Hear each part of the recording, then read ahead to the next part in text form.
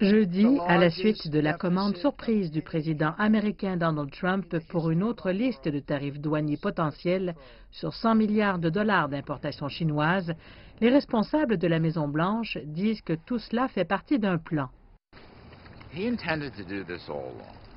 Il avait toujours eu l'intention de le faire. Il avait l'intention de prendre une position ferme. C'était une promesse de campagne pour aider l'Amérique à grandir. Il a raison, c'est mon point de vue. Je le répète, blâmez la Chine, pas Trump. Pour l'instant, l'imposition de nouveaux tarifs douaniers n'est probable que d'ici plusieurs mois. La Maison-Blanche dit qu'elle veut négocier, mais admet qu'il n'y a pas de pourparlers, ce que la Chine exclut compte tenu des circonstances actuelles.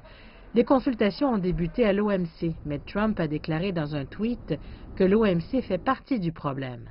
La Chine, qui est une grande puissance économique, est considérée comme une nation en développement au sein de l'Organisation mondiale du commerce.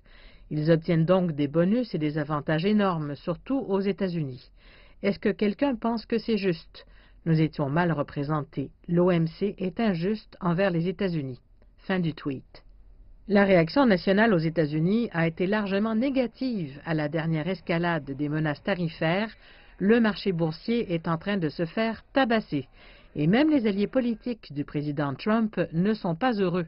Un sénateur républicain, Ben Sasse, a répondu d'un tweet. « J'espère que le président est en train de se défouler encore une fois, mais s'il est ne serait-ce qu'à moitié sérieux, c'est cinglé. La Chine est coupable de beaucoup de choses, mais le président n'a aucun plan pour gagner pour l'instant.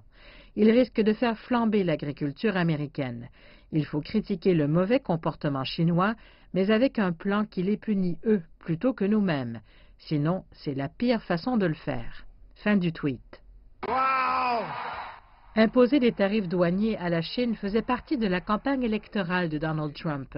Maintenant, il est entouré de conseillers qui partagent les mêmes idées, comme Robert Lighthizer, représentant du commerce américain, et Peter Navarro, conseiller commercial.